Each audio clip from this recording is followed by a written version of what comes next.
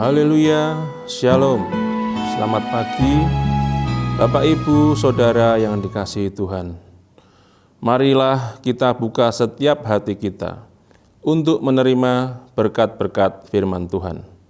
Sebab saya percaya, jika kita menjadikan firman Tuhan sebagai dasar keseharian hidup kita, maka langkah-langkah ke depan kita penuh dengan kepastian, kemenangan, berkat, mukjizat, dan perkara-perkara besar. Amin, puji Tuhan.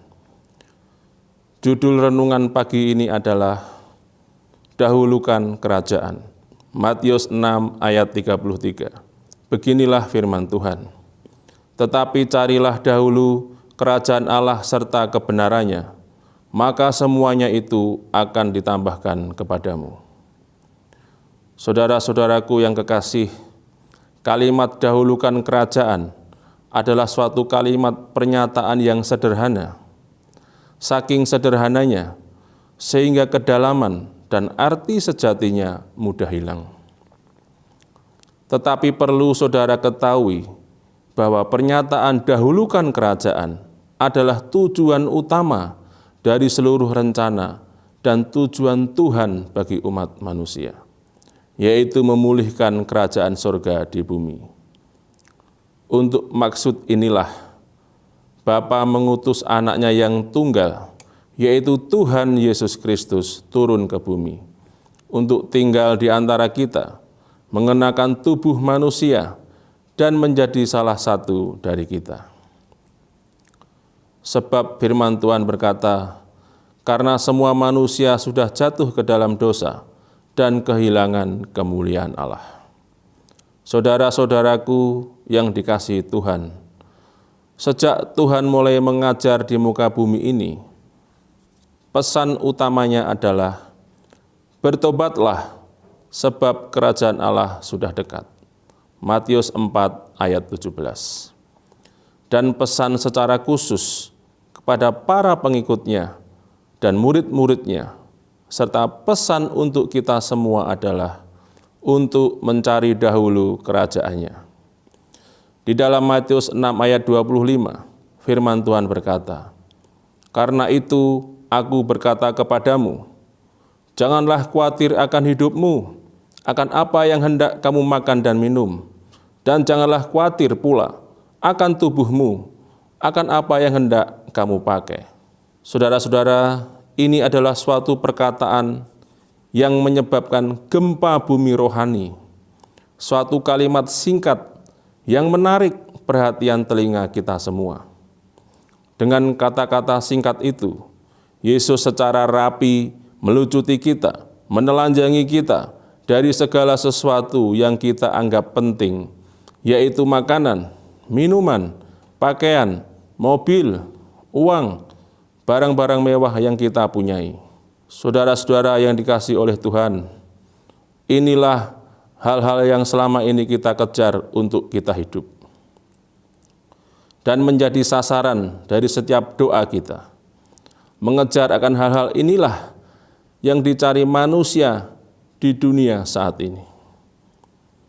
Tetapi Bapak, Ibu, Saudara sekalian, justru hal-hal inilah yang Yesus katakan kita tidak seharusnya hidup. Nyatanya Yesus berkata kepada kita untuk tidak mengkhawatirkan hal-hal ini. Yesus melucuti seluruh prioritas kita yang membingungkan, menghabiskan energi, menipu, menyesatkan, salah tempat, dan hanya menyisakan satu fokus yang sederhana dan memuaskan. Yaitu apa? Menjadikan kerajaan Allah satu-satunya prioritas utama kita. Jangan salah mengerti. Saya sedang tidak berkata bahwa anak-anak Tuhan tidak boleh kaya, tidak boleh memiliki segalanya. No. Tapi saya sedang berkata, dan Tuhan menyuruh setiap kita untuk mencari kerajaan Allah terlebih dahulu. Dan hal-hal lain yang menyebabkan kita menghabiskan hidup kita untuk mengejarnya, yaitu makan, minum, pakaian, mobil, uang, dan harta benda lainnya akan berbalik dan mengejar kita. Inilah prinsip mendasar dari kerajaan Allah, yaitu Carilah dahulu kerajaan Allah serta kebenarannya, maka semuanya itu akan ditambahkannya kepadamu. Ini adalah suatu pernyataan yang sederhana dalam Alkitab, namun justru jarang ditaati.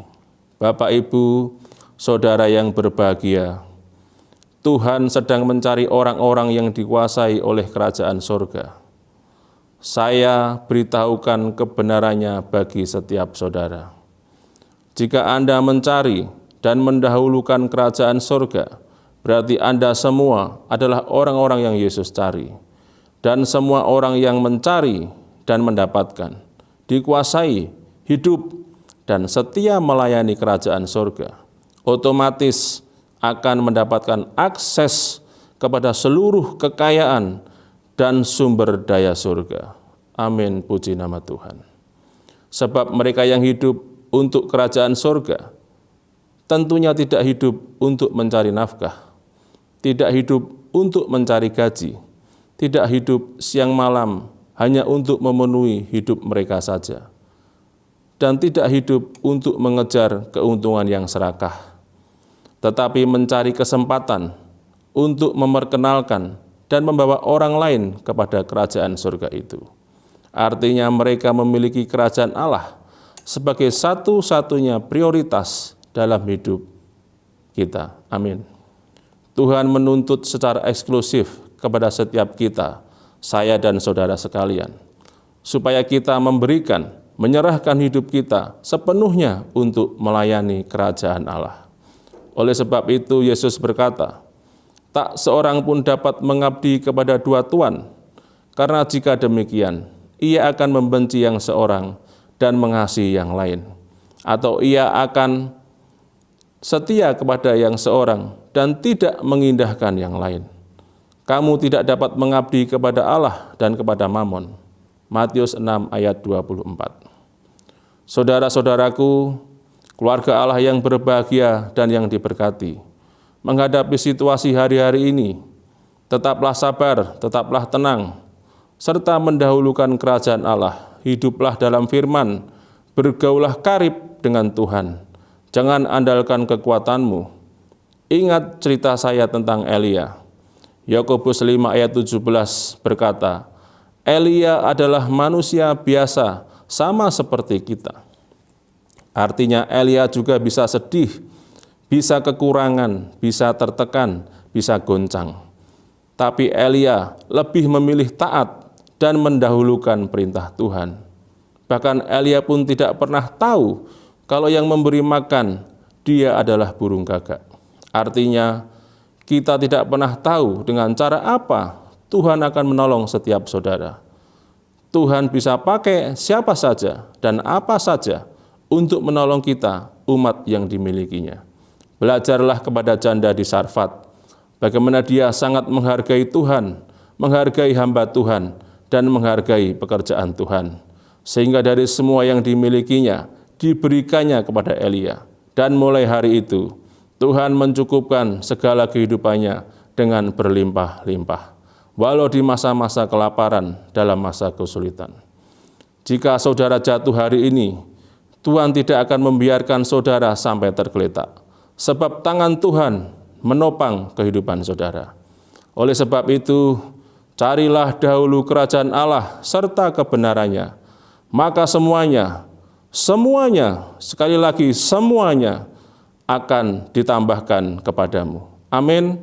Tuhan Yesus memberkati. Mari kita berdoa. Bapa, kami berdoa, kiranya Engkau memberkati seluruh sidang jemaat-Mu dengan berkat yang berlimpah-limpah. Roh Kudus ambil alih, tanamkan firman ini lebih dalam lagi.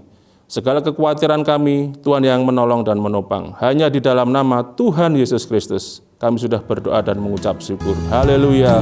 Amin.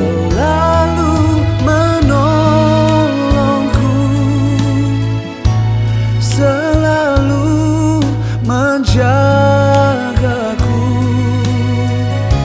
sehelai di rambutku tak akan terjatuh tanpa seizin-Mu.